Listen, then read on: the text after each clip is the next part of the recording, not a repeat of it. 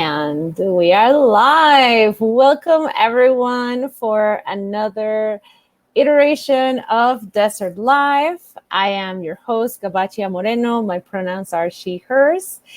And Desert Life, if this is your first time, is a virtual series of storytelling events, panels, and workshops curated to entertain and inform the outdoor community in relation to Joshua Tree National Park, but also our whole public land system.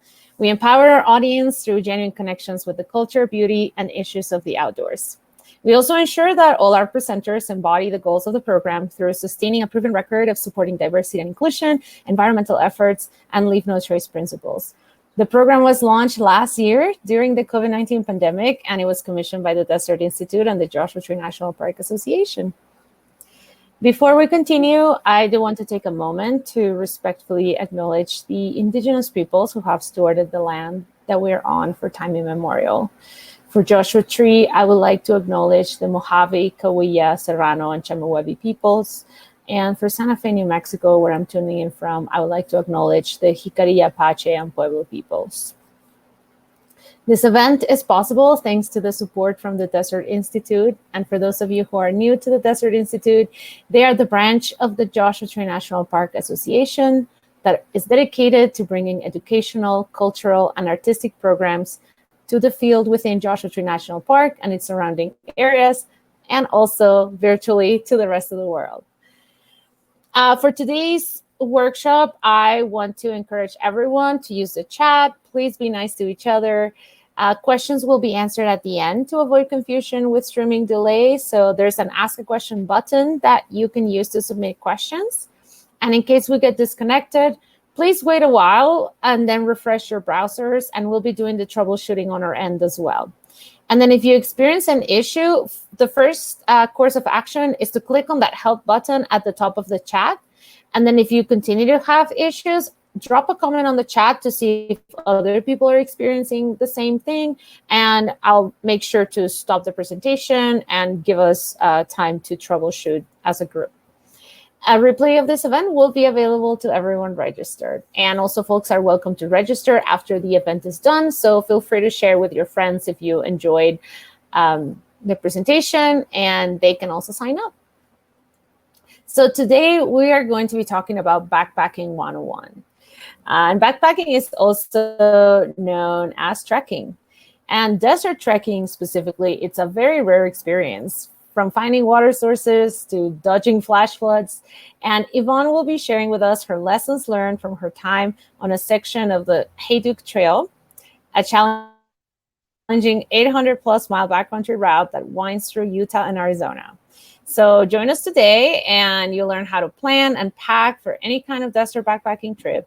Even if you don't have upcoming plans to hike, you'll learn something today that I'm sure you'll be able to apply to other experiences as well. Yvonne Leow here with us today. She's the founder of Bewilder, which is a weekly newsletter that features one-of-a-kind California camping and backpacking itineraries. She's an avid backpacker, mountaineer, and budding ski mountaineer. Yvonne, I'll let you take on.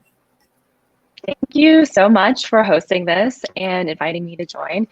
Let's get started. All right, so I'm gonna share my screen and jump into this presentation.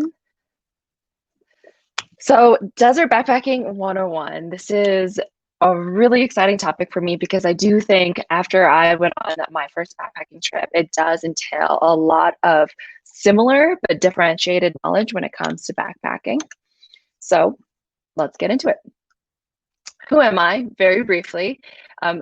We've already heard about Bewilder and what we do, so no need to repeat it, but I've second hiked the Hayduke Trail. I also lived in Phoenix, Arizona for a couple of years. I backpacked the John Muir Trail, and I've summited Aconcagua, Kilimanjaro, and Mount Whitney twice. All to say, still, I don't really believe in outdoor experts. I do think that some people have, accumulated a lot more experiences, and that's what I'm willing to share. I'm also hoping to learn from other folks. If they have questions or suggestions or feedback on any aspect of this presentation, please email me or add a question at in the Q&A. The first thing I would assess before any backpacking trip, but definitely one that is in the desert, is know yourself. Figure out exactly what you're trying to achieve. How long can I hike in a day? Do I want to go solo with friends? Do I want a challenging adventure or something much more relaxing and just kind of a getaway? Because I do think assessing your expectations and leveling them from the get go is really critical to having an enjoyable experience. I mean that because sometimes I'm like super set on summiting a particular mountain or something like that. And I plan everything around that. And so much of that planning is to try and meet my own expectations. But sometimes, you know what, I'm not in good enough shape, or I actually can't do that amount of mileage. There are so many times where I've told myself a story that I can like hike 10 miles, you know, up 4,000 feet of elevation. And the reality is I can't. And so the first step is really assessing your own physical capabilities and also just like level setting to yourself what you actually want to accomplish out there. Secondly, pick a park. So California has 4 desert parks that people can backpack in. The first is Death Valley. Sounds familiar. Joshua Tree, of course, Mojave National Preserve, and Anza Borrego Desert State Park. This is just to kind of kick off like the planning process, is really trying to figure out, okay, where can I find these desert landscapes around me? And in California, you have 4 options, especially for backpacking. Then you want to think about the season. Seasons vary, and even in deserts, which may sound like consistently dry all year round, it's not. You'll actually find different aspects, different trade-offs for when you decide to go. So things you want to consider when you are selecting the season is just like, what are the highs and the lows when it comes to temperature? How cold does it actually get during the day? How cold does it actually get during the night? And how hot does it actually get during the day? You also want to just look at the prevalence of rain and storms and snowstorms. Haboobs is something that happens less frequently in California, but has happened in Mojave, but is definitely a presence in Arizona, which are just dust storms that rapidly come up and then move through the land. And I mean, if you could imagine a scene from The Mummy where there's just like a wall of dust headed your way, that's essentially what a haboob is like. So something to kind of plan around and be cognizant of, but it's very difficult to anticipate. And actually, when it comes, it comes. Flash floods, which was also mentioned earlier by Gabacha, is definitely a phenomenon that happens in the desert. There are a lot of ways to kind of be safe around a flash flood. Honestly, often just not camping near riverbeds and actually creating enough space so your tent doesn't all of a sudden in the middle of the night get swept away because of a flood. And the reason it happens is because in deserts, the ground and the geography is filled with sand, and sand doesn't soak up water the same way as soil does. So what ends up happening is if there is a storm, particularly in a canyon or some area, that will then funnel a stream of water into where you're camping or where you're hiking. That's essentially how flash floods happen. So select the season, choose wisely. In spring, you have wildflowers. In summer, you do have the hot, dry weather. And I would actually very much discourage people from hiking in the desert in the summer. It sounds very brutal. But fall and spring, similarly, you might not get wildflowers in the fall, but you'll have much more mild weather, cooler temperatures. It'll give you a taste of the desert landscape without scalding yourself. And then winter, it can actually snow on occasion, and not consistently like the mountains, but deserts can get cold, so something to consider. Fourthly, this is where you start to like really find a trail. So you've picked the park, you know that you want to go during the spring or the fall, and now you want to exactly figure out what trail to go on. So some things to think about. What I do is I often just go to the park website, find a trail map. Usually they have a PDF that you could download, and from there you can find a trailhead and then you can check all trails. The goal here is to be information gathering as much as possible, especially trying to find like the latest conditions. But More importantly, is what you want to determine is the distance, the elevation, the exposure, which is how much shade is actually on this trail. And you can usually find that type of feedback either on the park website or from hikers who have left reviews about the trail on All Trails, for instance. You also want to know the trail type. And what I mean by that is it an out and back? Or is it a loop? Do you have to arrange a shuttle to pick you up at the very end? Those type of trail types that will then affect the way that you plan the rest of the backpacking trek. And then finally, water sources, very critical. Sometimes on the maps, there are existing water sources like creeks or streams, rivers. Obviously, in the desert, that's a little less likely, but that's something to be looking out for, as well as in the actual trail review from people and hikers. Like, are there actual water sources? Oftentimes, when it comes to desert backpacking, people will report it and share that information. Then you learn the route. And this is where I've come up with this cool acronym called AMP. And what you want to do is what I mentioned earlier is assess trail conditions. You want to map it, and then you want to look into parking and permits. So assessing the trail conditions is probably the most complicated aspect of planning any backpacking trip, but it's incredibly important. You're again asking about water sources. You're also looking at campsite recommendations, like where are these campsites? Where do people typically camp? Traditionally, even when you're going backpacking, you kind of want to situate yourself closer to a water source. In the desert, that's a little hard to come by. So getting more information about where people have enjoyed camping is great, even on a backpacking trek. Exposure, again, is really critical. And of course, the weather. So here are all the ways that I try and gather desert backpacking information, but also this applies to backpacking more generally.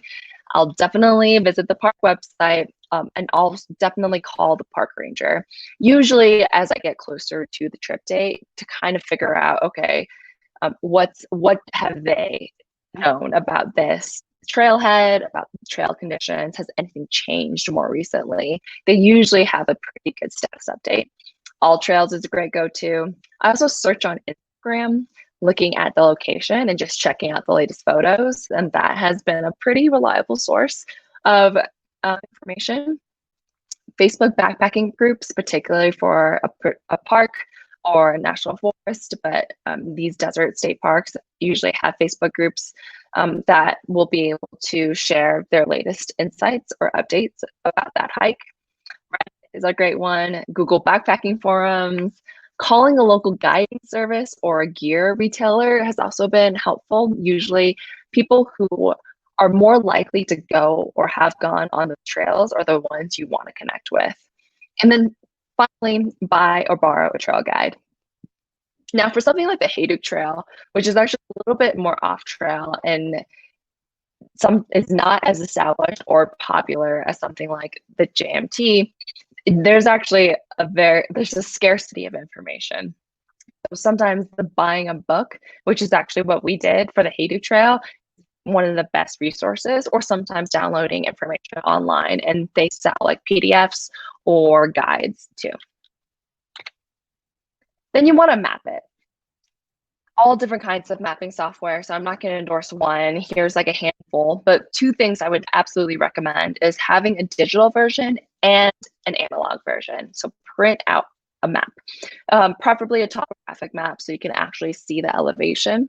But in the rare case, and hopefully it never happens, that you lose your phone or your phone battery dies and you didn't bring backup batteries, and you always have a physical map. And especially when it comes to desert backpacking, trails are not always the most obvious thing. And especially on the Hayduke, there's a lot of trail finding, and you're relying on cairns and your maps in order to navigate where to go. And parking and permits. So as I mentioned, depending on the type of trail, you might have to arrange a shuttle, and that's exactly what we did with the Hayduke. In order to actually do the section hike, we actually had to drop off our car at the very end of the hike and then have a shuttle pick us up and then take us to the beginning. It's super easy, but it does take a little bit of logistical organization. Then you apply for a wilderness permit. Some places you don't, and some places you do. So it's really important to look into that and what's involved. There are some parks and forests, depending on where you go, you could actually just walk up and pick up your wilderness permit at the ranger station before you set out. So getting that information is pretty critical. Then you want to check in on camping and campfire restrictions, which is especially relevant for this year in California. We had a very dry winter, and there's already a lot of campfire restrictions, because especially in the backcountry, depending on the forest. So this definitely applies in just what is a challenging year when it comes to wildfires or just not enough precipitation in our wild places. So something to look into is whether or not there are campfire restrictions. And if there are, I would not let that stop you. There's still such a thing as cold soaking your meals. You don't necessarily always need your gas packing stove, but of course it would be nicer to eat a warm meal at the very end of the day. If you don't though, it shouldn't stop you from experiencing the wilderness. And then finally, sometimes you have to register your car for overnight parking.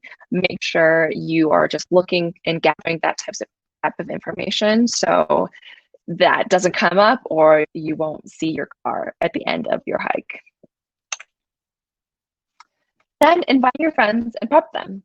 Similar to step number one, you really want to be able to kind of bring all this information together and then just level set expectations. Every time I go on a backpacking trip with a group of people, I ensure that everyone knows what the trail is, what to expect, and what to bring. So making sure that your friends have a good time as well as you, it all comes down to preparation. And that's like a pretty critical element after you've done all this upfront planning. It's just communicating that, helping them understand like, okay, when it comes to desert backpacking, it's going to be a different beast. Here's why, here are the conditions we're going to be expecting, here's the elevation, the topography, etc. Then you want to kind of get the right gear. And what classic aspect of desert backpacking is that there's going to be really hot days, even in the fall or spring, and very cold nights, chillier nights than one might anticipate. I remember my first camping trip at Joshua Tree, totally prepared, a very different person than who I am today, but I had never gone camping before, and I was thinking, desert, hot. So there's no way that I would really need to bring like a lot of layers or be warm at night, and I was freezing. And unfortunately, that was my first camping experience. But you know, you rebound, you learn from your mistakes. So it's something to consider too, is just like really paying attention to what the forecast has. And prepping, forecasts can also be wrong. So just always being on the safe side, carrying a little more weight than less is better. It would be really intolerable if you had to kind of endure a really cold, insufferable night and then continue backpacking. Then you want to kind of divvy up shared gear. This is all in an attempt to kind of manage the weight and really kind of allocate and not duplicate basically a lot of items that you could potentially share. Everything from toothpaste to backpacking stove fuel to the stove itself, tents especially. Each person, if they feel comfortable with it, shouldn't have to bring their own tent. They could always share, and that's just like another great way to cut on weight, particularly when you're going in a group. Water filters and water bottles. I would always recommend each person have their own water filter and bottle. That's good to have just as a backup if someone's water filter didn't end up working or is broken, which has happened before in some of my previous backpacking trips. Either the filter cracks or you're just going to have to rely on it. Either way, water is so critical that I would recommend doubling up on it and just making sure everyone has their own. Same with water bottles. And then you want to think about food storage and trash bags. Very unlikely that you're going to encounter a bear in the backcountry on a desert hike, but you're going to find a lot of other different types of wildlife, and more likely than not, you want to be able to store your food in a rodent-proof bag. I usually bring an earth sack on all of my backpacking trips at the very minimum, but you just want to follow the same procedure of being able to pack scented items, trash, food, all into that container, and then packing it away so you won't attract any odd animals or weird rodents digging holes into your backpack or your tent. Finally, also bring electrolytes. There's going to be another session on backpacking meals, but I highly, highly recommend going with electrolytes and bring them on, putting them in your water bottle or even your camel bag if you can, because you will absolutely be very dehydrated in the desert. You're just going to need that electrolyte and that extra boost. And that's exactly what I found on Hayduke Trail too. And it always helps to have a first aid kit. It could be something that you put together with band-aids into like a Ziploc bag, but make sure you're getting things for blisters, sun, if you get sunburned, some type of aloe, headache medicine, all of those like little things that might come up and really be a drag on your backpacking trip. If you just kind of create your own first aid kit or buy one, it will go a long way. And then finally, as I mentioned, managing weight is really critical. There is an aspect of desert backpacking where you're always just going to be carrying a lot of water. We were just chatting about that earlier too. So that's something you can't really get around. But if there are other ways to cut out on weight, whether it's sharing a tent or, bringing in other ultralight gear, I think that would be ideal, because at the end of the day, it is just a lot of weight and you want to be able to walk as far as you can, or at least complete the trail. Now, on the actual trail, some things to consider, especially when it comes to desert landscapes, is you want to set out early. I'm sorry for all those who are not early birds, but it's just cooler in the morning. You can cover a lot more ground, and it will help you progress and actually make some distance during a desert trek. I would also consider hydrating whenever you can. Pre-hydrating before you even sit out is really helpful. And if you need to go to the restroom or pee outdoors, just do it. It's totally worth it. Hydrate when you can, fill up your water bottles when you can, because in the desert, it's not guaranteed that you're going to have like a rushing creek or river around you. So it's always good to just be opportunistic when it comes to water. Taking afternoon naps was not something I had planned when we were going on the Hayduke Trail, but it's exactly what I did. And this is an image of that, where we just chilled, because in the afternoon heat, hiking in exposed like trails is just intolerable, and you can't really make it that far, and then you run out of water. So it kind of quickly a tricky situation. It's just to take a long break in the afternoon, let the heat pass, and do most of your hiking in the morning or in the later evening time. Also, check your maps pretty frequently. Have to make sure you're following the trails, because red rock sometimes looks like other red rocks, and it's very easy just to lose the trail. And if you see there, it look like a cairn. Many times, especially on the Hayduke Trail, we were just navigating, trying to figure out, oh, is this the way to go? And also cushion enough time in your day to understand that you're not going to be following an easy line from point A to point B, and that some parts of desert backpacking include navigation, trail navigating. Expect storms as well. This is not something I personally encountered, but we have had moments where all of a sudden, especially in the afternoons or evenings, it just becomes wildly windy. We had to kind of like function our tent, make sure everything wasn't flying away. I remember one of our second to last nights on the Haitic Trail, we just kind of had our loosely set up, and a gust of wind just came just as we were about to eat our dinner and blew our tent off of the hill that we were on. We had to put our headlamps on and like go change. It happens. Just prepare for it. Unexpected weather. So what that looks like from a gear standpoint is just like a rain jacket, a rain cover for your backpack, even a light poncho. Bringing maybe one or two extra pairs of socks if you're interested in shoes all the time. Things like that would be really helpful. And if you ever encounter a haboob, you really kind of just want to hunker down and wait for it to pass. It's very easy to get lost in that type of dust storm situation. Finally, listen to the wild. I think one aspect of backpacking that I really love, but I would also recommend from just a safety standpoint when you're in the desert, is just listening to you hear rattlesnakes comes to mind. Sometimes you hear that coming through, but just paying attention and making sure that you are observing what's going on around you and not necessarily listening to music and being the experience, because almost from a safety standpoint, I think it would be really helpful. Rock falls are also something to listen to. It doesn't happen, but you just be prepared and it does. So this is an example of some of the water sources at Hayduke, for instance. It definitely comes up when you're survey hiking. You're just going to get a little pond like this, and it's going to look disgusting. There's going to be bugs on it, like poop, clearly, like right. And what that you have to do is just kind of like, rub, like make the water a little bit turbulent, so you're clearing out the top of it, of all, like, the floating bugs. Filter it, and you got to drink it.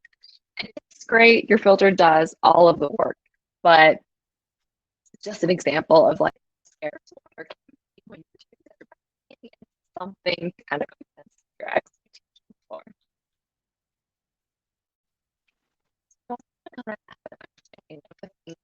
Encounter. Now, this is not to freak you out. It is to prepare you to understand and know what's out there. And these tanks, scorpions, very different. It's not necessarily find in Sierra, which is where I live now. And you want to know, like, if I do get hit very often, like by a rattlesnake, what do I do? The answer is you really want to be able to identify what snake hit you, and you want to be able to read it. But first, it's being able to know exactly what type of snake bite it was. Similar with black widow spider, typically ways to avoid things is just staying on trail as much as possible, and before you're laying out the tent, making sure that space and where you're going to be camping out for the night is of these types of creatures. And also it helps if you can actually your camp in daylight, so you're not kind of sleeping anywhere. So planning and understanding what you might encounter in the desert is a great way of being able to make sure that you have time there.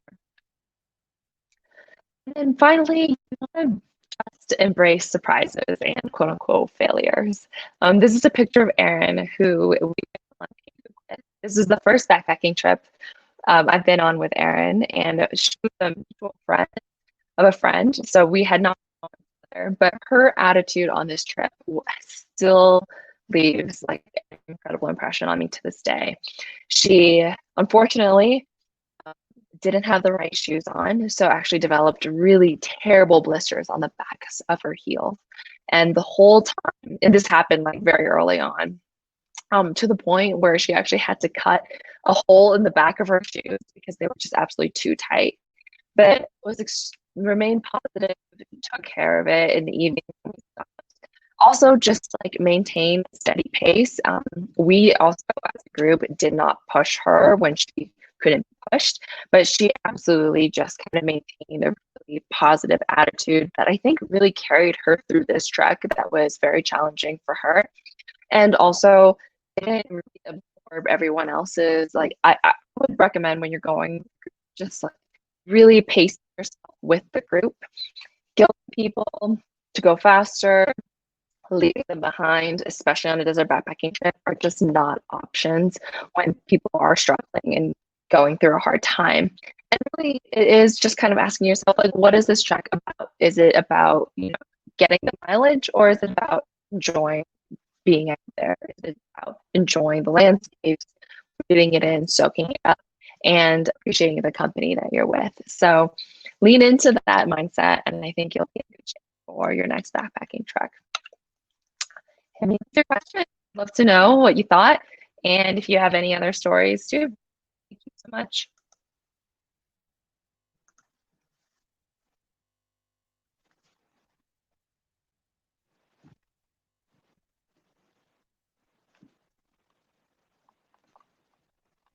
Oh, I can hear you. But Might be me.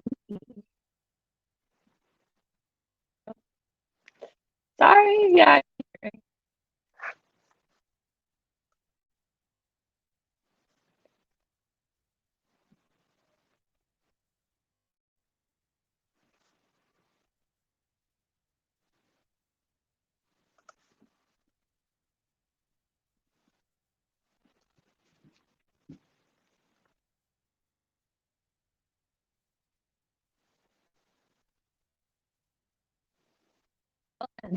We're just gonna wait for Gabacha to come. Yeah. Question. Please let me know. Hey. I made it back. Can you hear me okay? Hi, Robin. No worries about being late. We started a little late too, so it's not just you, and you'll have access to the replay in case you missed some of the slides. I love. Thank you so much for making it desert specific too. I think there's just so much nuance to hiking in the desert that we often don't think about. And for folks going into Joshua Tree, I think it's worth to mention that it is common that people have, heat strokes, and they get dehydrated, and they, get poked by choyas. I mean, it's just so normal that I guess I challenge everyone to not be part of those statistics and be a little more prepared when you go. Totally. Something that I'm curious to hear about, like, from you in terms of like emergency gear. Do you carry like what's in your, like, because I know everyone is different. A lot of folks just pack for what they're going to need, and they don't pack kind of, they don't put anything else in their packs that they're not 100% going to use. But for example, I do a little bit of risk management, and I have my emergency pack. So I'm wondering if you have that, and like what's in it. What extras do you bring just in case? That's a good question. I definitely bring an inReach. So that is not something I mentioned, but I actually did invest in that, just so if a real emergency, I've never had to use it. If the emergency comes up, we can make a call to search and rescue. And yes, exactly. The Garmin inReach. And they do it's like a monthly subscription. So you can always kind of time it for when you actually need to go out there. But that's definitely in my emergency kit. That first aid kit is pretty critical. I've definitely learned that like blisters will just make your life miserable. Headaches will come partially because you're being dehydrated. Also, I always just try and lean in towards like bringing in more food than usual. But I've also gone better at, I think the way to think about any backpacking trip is trying to figure out, one, what are you actually capable of? And two, what does the trail entail? And three, how to really prepare yourself for those conditions. So most, like earlier on, especially in my beginning backpacking trips, I would always pack way too much food for a very basic trail. Like I had no idea how much I was actually going to eat. And so some of those mistakes you're going to have to make, because I think everybody's different in terms of how much nutrition they need.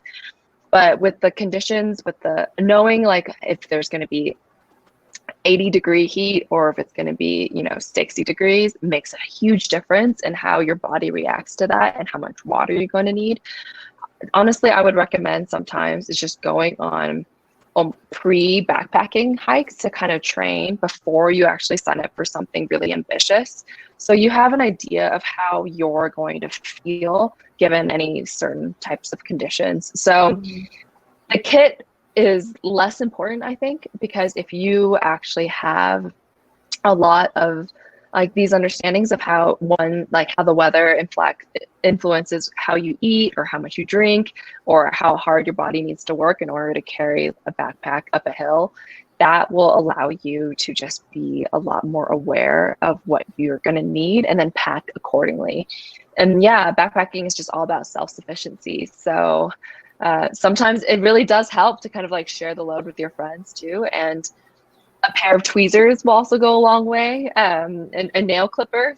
Yeah. because things like you get pricked. So I would definitely add that to like a first aid kit for sure. But that's usually, yeah, how I think about emergencies. Unfortunately, we haven't ever had to, yeah, nothing's bad has ever happened. I've still yet to even see a bear in the wild. But I do think, yeah, being more familiar, actually just taking baby steps and not signing up for something too aggressively is probably the best way you can avoid ever having to react to an emergency. Does that make any Yeah, sense? absolutely. No, I Okay. appreciate that. I think that's super valuable. I would say the nail clipper is a must, and especially if you're going over 2 nights, you don't understand why suddenly on the trail your toenails start growing so fast, and you're like, oh my goodness, what just happened? Like Yeah. like I'm super like specific about it. Like I literally clip my nails before I get on trail, and then I have to clip them again on trail. Like it's just something that happens to So me. fun. It's just my Yeah, yeah, body, yeah, but yeah. like Yeah, yeah, you yeah. never know about your body, and trust me, you don't want to be out there with long nails on your toe. Yeah. Well, especially when you're going downhill, and your Oh, toes just like oh. pushing on the side of your shoes. So all of these things kind of influence each other. But yeah, I couldn't agree Yeah. more. Or at least, I think those Swiss Army knives or That's true. A that lighter, extra multi-tool lighter. that has yeah, like those things sometimes have little scissors that you can use too, or multi. I don't know a lot of folks carry multi-tools on trail, Hmm. which I've never carried a multi-tool per se, but I like those little Swiss Army knives that have like a couple of things, like if you needed to cut something, or you never know. Yeah, I've had to use the little scissor mostly because sometimes we had to cut bandages if someone actually hurt themselves to like wrap around. So that has happened. Mhm. But more often than Right. not, I just use the knife just to open like salami wrappers. So I know that's my favorite part too. Like I actually normally carry a knife, and I always joke that like it's just for my ham and my sauce. your ham and cheese. Yeah, yeah, yeah, yeah. Yeah, because that's really mostly what I've always used it for. But I know. it's not bad. Oh, Robin has a question. They're asking, do you have a cutoff temperature hiking in Joshua Tree National Park?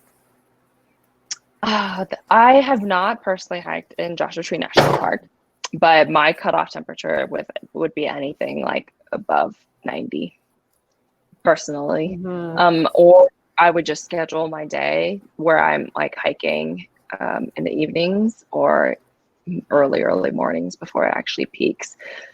Just because you can actually, unless you're very comfortable in the heat, but with the extra bag and the extra weight that you're carrying, it's more likely than not going to be very exhausting, and you're not going to cover a lot of ground when you are hiking in that type of temperature. So, and then also any streams, like if it's consistently that temperature during that particular season, a lot of water sources might be dried up. So that's also something to plan around too. Yeah, that's true. And I don't even know if there are any backpacking trips in Joshua Tree where you can, or at least within the park, where you can actually resupply water from a natural source. I That's would interesting. be surprised to learn that. I don't know of any. I know that folks that do the California Riding and Hiking Trail, which is a trail that crosses the park, and it's I can't remember how many miles, but definitely over 40 miles or about that. That trail, people stash their water along the way before they do it. So yeah, I doubt there will be any natural sources. And I would agree with you too. Like plan your hike to hike early in the morning, and then just spend the middle of the day laying in your Siesta. camp. Yeah. Yeah, I think I was telling you about this trip before we went live, but I once did a backpacking trip in Big Bend National Park, and it was so hot. I mean, it was like 107 degrees in the middle of the day. So we would wake up at dark, and like hike very, very early in the morning, and then get to camp and then just sit there for the rest of the day and like play games and read or whatever. It was a very inefficient backpacking trip. It was beautiful. I wouldn't change it for anything, because just being in the presence of the landscape is wonderful. But we were hiking 6-mile days. That's all we could do with the amount of water that we could carry, because there were no sources along the way. There were no resupplies, nowhere to stash. So I think it was like maybe a 16-mile trip, like over 2 nights or over one. I mean, I don't know. It was one of the weirdest backpacking trips I've ever done because of that. But yeah, definitely don't. I mean, if you like being miserable, I guess, but there's no point. And we always have to remember that when we put ourselves at risk, we're putting at risk everyone who's going to come try to help us if anything happens to us. So yeah, don't push it. It's not worth it. Just pick the right season, especially because it's so out of your control. The one thing you can control is just going at a time of year that is much more reasonable. Exactly. And just for sure, you can do a great backpacking trip in like the winter or early spring. I feel like it's really nice temperatures throughout the day, even when it gets hot. So it's fine. It's just don't do it in the summer, I guess, when it's gonna be my cutoff was 90, so nice. Good for you. That's yeah. It might be different because you're in the Southwest, but yeah. No, I mean, I wade. At that point, I'm just wading through the river, and that's refreshing. Right. That's true. If you know like leave the hike and step on the river. Yeah, exactly. Cool. Well, I don't see any further questions. Is there anything else that you would like to share, Yvonne, while we have you here? This has been awesome. And if you think that there's more to add to this presentation, I'm always trying to continuously improve these talks. Backpacking is such a learned sport, and everyone has their own approach. So I would take everything I say with a grain of salt, but hopefully it's like a good guide to getting your foot sandy in desert.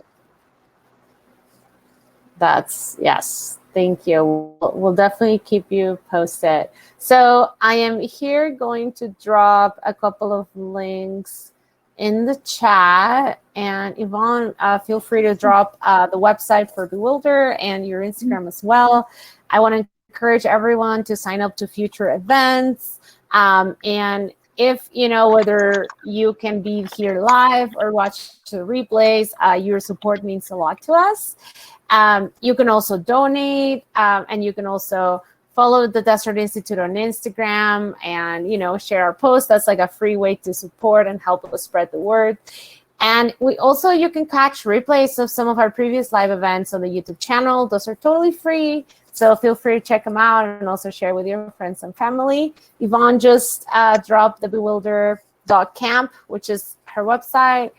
So if you're in California, definitely check that out. I'm really excited because I know Yvonne is going to be working with the Desert Institute to put together some exciting itineraries so that everyone can enjoy the park and its surrounding areas in a fun and responsible way. Thank you so much, Yvonne. And everyone else, if everyone wants to learn something specifically about backpacking meals, we have our guest next week is Erin Owens from Backcountry Foodie. Not only are her recipes really amazing and make the trail like this culinary experience, but she also has a lot of knowledge on nutrition and how to calculate exactly what you need for the trail. So you don't make the mistakes that both Yvonne and I have made in the beginning, or we're just carrying too much food that's not even serving the hikes that we need.